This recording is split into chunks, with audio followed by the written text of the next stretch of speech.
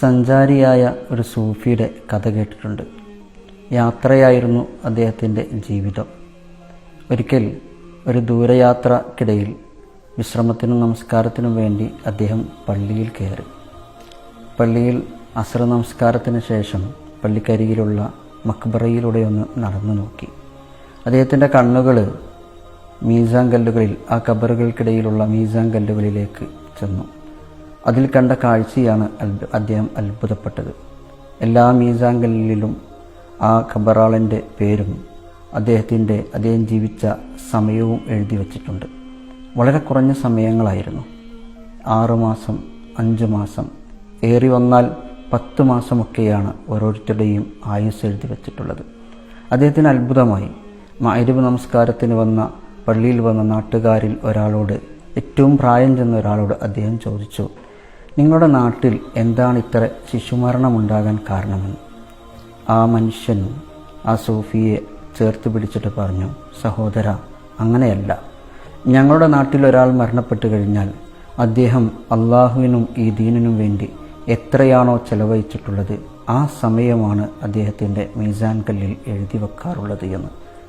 ഇത് കേട്ട സൂഫി ഒന്ന് മാറി നിന്ന് സ്വന്തത്തിനോട് പറയുന്നുണ്ട്, ഞാനെങ്ങാനും ഇപ്പോൾ മരിച്ചു കഴിഞ്ഞാൽ എൻ്റെ മീസാൻ കല്ലിൽ എന്താണ് എഴുതി വെക്കുക എന്ന്. സഹോദരന്മാരെ, ഒട്ടും സമയമില്ലാത്ത ഒരുപാട് ആളുകൾക്ക് സമയം എങ്ങനെ ഉപയോഗപ്പെടുത്താമെന്ന് നമ്മെ പഠിപ്പിക്കുന്ന ഒരു പുസ്തകമാണ് എൻ്റെ കയ്യിലുള്ളത്. ആയുസ്സിൻ്റെ കണക്ക് പുസ്തകങ്ങൾ നെയ്തെടുക്കുവാൻ വേണ്ടി ശ്രമിച്ചുകൊണ്ടിരിക്കുന്ന നമുക്കെല്ലാവർക്കും വായിക്കുവാനും നമ്മുടെ ജീവിതത്തിൻ്റെ താളം കണ്ടെത്തുവാനും കഴിയുന്ന ഒരു പുസ്തകം. ലോകപ്രശസ്ത പണ്ഡിതനും ചിന്തകനും എഴുത്തുകാരനുമായ ഷെയ്ഖ് യൂസുഫ് അൽ ഖറളാവിയുടെ അൽ വഖ്തു ഫി ഹയാത്തുൽ മുസ്ലിം എന്ന പുസ്തകമാണ് എൻ്റെ കയ്യിലുള്ളത്. അല്ലാഹു സുബ്ഹാനഹു തആല നമുക്ക് നൽകിയ ഏറ്റവും വിലമതിക്കാനാകാത്ത അനുഗ്രഹമാണ് സമയമെന്ന് പറയുന്നത്. പണത്തേക്കാൾ വലുതാണത്. കാരണം പണം ആസ്വദിക്കണമെങ്കിലും സമ്പാദിക്കണമെങ്കിലും ആയുസ് വേണം. എന്ന് മാത്രമല്ല, ഒരു കച്ചവടത്തിൽ നഷ്ടപ്പെട്ട പണം നമുക്ക് മറ്റൊരു കച്ചവടത്തിലൂടെ നേടാൻ കഴിയും. എന്നാൽ കഴിഞ്ഞുപോയ കാലവും നഷ്ടപ്പെട്ട സമയവും തിരിച്ചു വരികയില്ല. അതുകൊണ്ട് പണത്തേക്കാൾ മൂല്യമുള്ളത് സമയത്തിനാണ്. ആ സമയം എങ്ങനെ ഉപയോഗപ്പെടുത്താം എന്നാണ് ഈ പുസ്തകം നമ്മളോട് പറഞ്ഞുകൊണ്ടിരിക്കുന്നത്. സമയത്തിൻ്റെ പ്രാധാന്യം പറയുന്നതോടൊപ്പം തന്നെ ഖുർആൻ്റെയും ഹദീസിൻ്റെയും വെളിച്ചത്തിൽ ഒരു വിശ്വാസിക്ക് തൻ്റെ ജീവിതത്തിൻ്റെ ടൈം മാനേജ്മെൻറ്റ് കൂടെ പഠിപ്പിച്ചു തരുന്നുണ്ട് ഈ പുസ്തകം.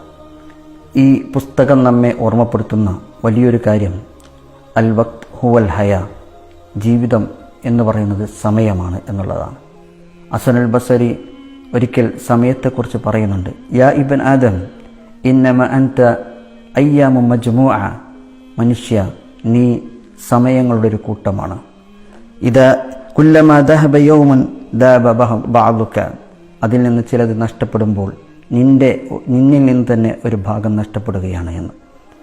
എന്നാൽ വിശ്വാസികൾ അധിക പേരും ഈ സമയമെന്നുള്ള അനുഗ്രഹത്തെ മനസ്സിലാക്കുന്നില്ല. നിഅമതാനി മഅബൂനു ഫീഹിമാ കസീറു മിനൻ നാസ് അസ്സിഹത്തു വൽ ഫറാഹ്. ഏറ്റവും കൂടുതൽ മനുഷ്യർ വഞ്ചിക്കപ്പെട്ടിട്ടുള്ളത് 2 കാര്യങ്ങളിലാണ്, 2 അനുഗ്രഹങ്ങളിലാണ്. അത് സമയവും ആരോഗ്യവുമാണ് എന്ന് പറയുന്നുണ്ട്. അതുകൊണ്ട് തന്നെ സമയം എന്നുള്ളത് ഒരു അനുഗ്രഹം മാത്രമല്ല, ഒരു പരീക്ഷണം കൂടിയാണ്.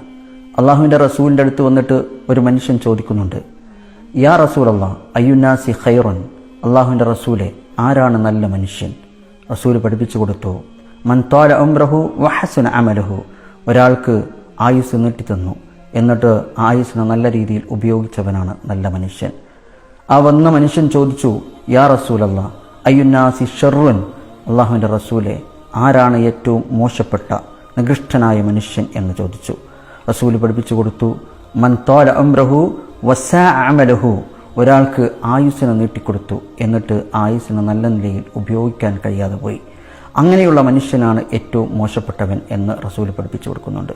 സമയത്തെ ദുരുപയോഗപ്പെടുത്തുക എന്നുള്ളതാണ് ലോകത്തെ ഏറ്റവും വലിയ ദുരന്തമെന്ന് ഈ പുസ്തകം ഇടയ്ക്കിടയ്ക്ക് നമ്മളോട് പറഞ്ഞുകൊണ്ടിരിക്കുന്നത് നമുക്ക് കാണാൻ കഴിയും. ഈ പുസ്തകം നമ്മെ ഓർമ്മപ്പെടുത്തുന്ന മറ്റൊരു കാര്യം, അള്ളാഹുവിൻ്റെ ചോദ്യങ്ങളുടെ ആകത്തുക എന്ന് പറയുന്നത്, പരലോകത്ത് അള്ളാഹുവിൻ്റെ ചോദ്യങ്ങളുടെ ആകത്തുക എന്ന് പറയുന്നത് നീ ഈ ഭൂമിയിൽ ജീവിച്ചതിന് വല്ല തെളിവുമുണ്ടോ എന്നുള്ളതാണ്.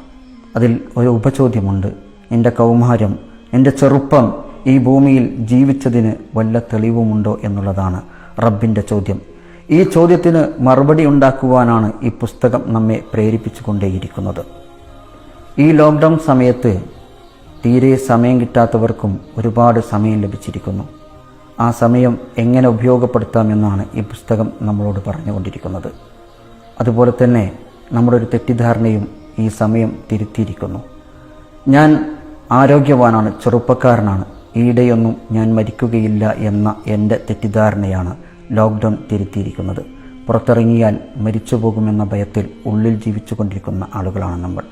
എപ്പോൾ മരിക്കുമെന്ന്, എപ്പോൾ എൻ്റെ ആയുസ് തീരുമെന്ന്, എപ്പോൾ എൻ്റെ അഡ്രസ്സ് മാറുമെന്ന് അറിയാത്തവരാണ് മനുഷ്യരെന്ന് ബോധ്യപ്പെടുത്തിയ കാലമാണിത്. യൂസുഫ് അൽ ഖർളാവിയുടെ അൽ വഖ്തു ഫി ഹയാത്തിൽ മുസ്ലിം എന്ന ഈ പുസ്തകം മലയാളത്തിലേക്ക് പ്രസിദ്ധീകരിച്ചിരിക്കുന്നത് ഇസ്ലാമിക് പബ്ലിഷിംഗ് ഹൗസ് ആണ്. അതുപോലെ തന്നെ ഇതിൻ്റെ മലയാള വിവർത്തനം വളരെ ലളിതമായ ഭാഷയിൽ നിർവഹിച്ചു തന്നിട്ടുള്ളത് അബ്ദുറഹ്മാൻ തുറക്കലാണ്. ഈ പുസ്തകം ജീവിതത്തിൻ്റെ കണക്ക് പുസ്തകം നെയ്തെടുത്തുകൊണ്ടിരിക്കുന്ന ഏതൊരു സാധാരണക്കാരനും മനസ്സിലാകുന്ന രീതിയിലാണ് രചിക്കപ്പെട്ടിട്ടുള്ളത്. സൂഫി പറഞ്ഞ വാക്കുകൾ നമുക്കൊറ്റയ്ക്കിരുന്ന് ഒന്ന് ആലോചിക്കാം. ഞാനെങ്ങാനും ഇപ്പോൾ മരിച്ചാൽ എൻ്റെ മീസാൻ കല്ലിൽ എന്തെഴുതി വെക്കും എന്നുള്ളത്. ആ ഒരു ഓർമ്മപ്പെടുത്തലാണ് ഈ പുസ്തകം നമ്മോട് ചെയ്തുകൊണ്ടിരിക്കുന്നത്.